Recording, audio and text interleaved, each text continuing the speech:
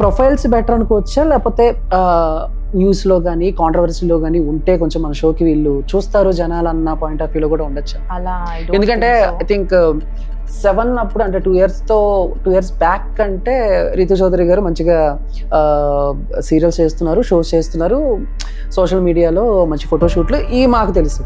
కానీ లాస్ట్ ఒక 1.5 year 2 years నుంచి చూసుకుంటే సో అంటే మీ చుట్టూ ఏదో కొన్ని కాంట్రవర్సీస్ నడుస్తూనే ఉన్నాయి. సో ఇప్పుడు రీతుని హౌస్లోకి పంపిస్తే కొంచెం టీఆర్పీ రేటింగ్ ఎక్కువ ఉంటుంది అని కూడా ఆలోచించవచ్చు కదా.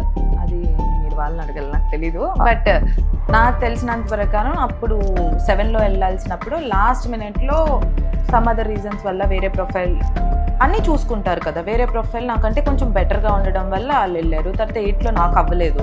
సో 9లో ఐ ఆల్వేస్ బిలీవ్ చందు ఏంటనంటే ఇప్పుడు 7లో నేను వెళ్ళుంటే, ఒకవేళ నేను 7లో వెళ్ళుంటే నాకు ఇంత పాజిటివిటీ ఇంత లవ్ వచ్చేది కాదేమో. ఎందుకనంటే అప్పుడు ఒకలాగా ఉన్నా, ఇప్పుడు నా మీద ఇన్ని రావడం వల్ల అసలు నేనేంటో తెలియాలి కదా. అందరికీ తెలిసింది ఏంటి, నేను ఇన్స్టాగ్రామ్లో తెలుసు, లేకపోతే షోస్లో తెలుసు, నేనేం స్క్రిప్ట్ చేస్తున్నానో, నేను ఎలా ఉంటానో, షోలో ఎలా కనిపిస్తానో అలా మాత్రమే తెలుస్తుంది. ఇప్పుడు బిగ్ బాస్ అనేది ఒక రియాలిటీ షో, 24/7 లైవ్ నడుస్తూ ఉంటుంది.